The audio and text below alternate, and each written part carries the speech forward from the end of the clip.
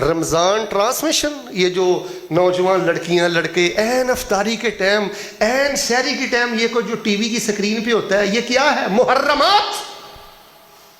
جوان بچیاں make up کر کے وہ انعام دینے کے بہانے، دیکھو انعام دے، این قبولیت کا وقت ہوتا ہے افطاری کا وقت، این قبولیت کا وقت ہوتا ہے سحری کا وقت.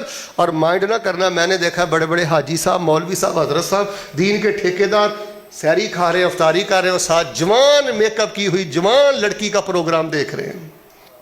یہ حرام ہے. میں اپنے اس دعوے میں سچا ہوں کہ اس دور میں حرام سے بچنا اگر ناممکن نہیں ہے تو مشکل ترین عمل ہے. فیس بک پہ کیا ہے؟ یعنی اب یہ احساس ختم ہو گیا کہ جوان لڑکی ہے میرے سامنے میک اپ پر اور اسے دیکھنا میرے لیے حرام ہے. مسلسل دیکھتا ہے. یہ لغویات ہیں. رمضان کی حرمت کو پامال کیا جا رہا ہے.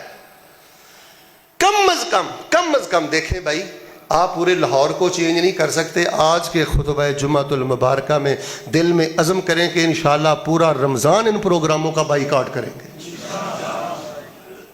آپ کی دکان پہ ایسا پروگرام نہیں چلے گا، آپ کے گھر میں ایسا پروگرام نہیں چلے گا. غیبت سے بچیں، چغلی سے بچیں، نگاہ کی آوارگی سے بچیں.